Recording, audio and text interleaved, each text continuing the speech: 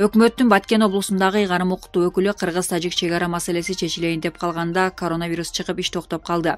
15 май күнү брифинг учурунда өкмөттүн Баткен облусундагы ыйгарым укуктуу өкүлү Алишер Абдрахманов 8 майда оорун алып, 3 аскер кызматкери жаракат алган кыргыз-тажик чек ара чырына токтоло кетти. Баткен облусуна караштуу Көк Таш айылында биздин жараныбыздын 50-60 соток жери бар экен. Ал көп жылдан бери жерди иштетип келген. Ошол жер кийин тажиктер менен кыргыз тургундарынын ортосундагы сеники меники деп талашка түшкөн. Өлкөнүн чек ара маселесин эл чечпейт, эки өлкө чечет. Негизи кыргыз-тажик чек арасынын маселеси чечилип жакшы жагына баратканда коронавирус чыгып, ал иш токтоп калды. Келечекте маселе оң жолуна чечилет деп ишенем, дейт Абдрахманов. Булак Супер KG. Сурамжылоо. Дастанбек Жумабеков Жогорку кеңеш төрагалыгына татыктуубу? Жогорку кеңештин төрагасы Дастанбек Жумабековго сын айткан депутаттар көбөйүүдө. Буга чейин Жумабековду социалдык тармактарда катуу сындап келишкен. Буга байланыштуу Элдик медиа интернет порталы Жогорку кеңештин төрагалыгына Дастанбек Жумабеков татыктуубу деген сурамжылоо уюштурат. Булак Элдик медиа.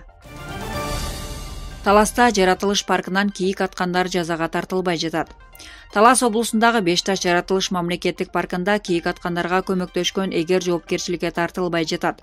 10 апрель күнү аңчылыкты көзөмөлдөө департаментине жана Талас облустук экологиялык жана техникалык коопсуздук инспекциясына ыкчам маалымат түшкөн. Анда жаратылышты парктын Карагайлуу сай аймагында белгисиз бирөөлөр кийик атып жүргөнү кабарланган.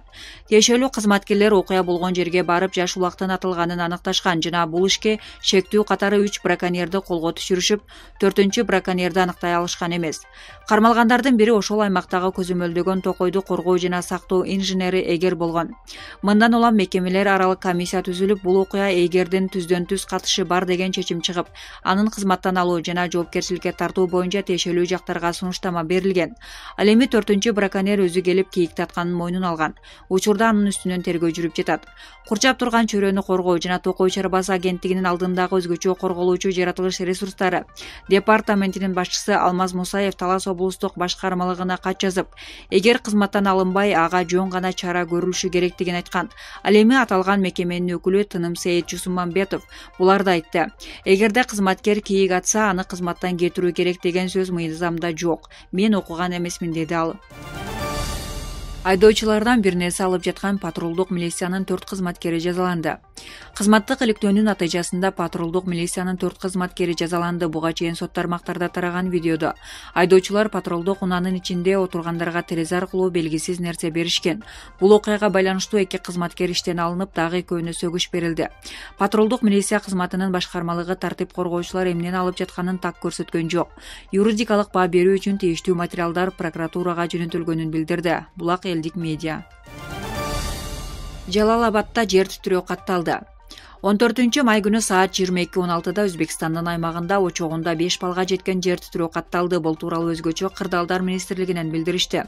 Маалыматта жер титирөө Жалал Абад облусунун Чаткал районунун Сумсар айылында, Алабука районунун Баймак, Ызар, Достук, Ак Коргон айылдарында 4 бал, Алабука районунун Алабука, Сары Тал айылдарында, Чаткал районунун Терексай, Кызыл Токой айылдарында жана Аксы районунун Кербен, Мундуз, Сары Кашка, Жаңы айыл, Акташ айылдарында 3 балга чейин сезилген.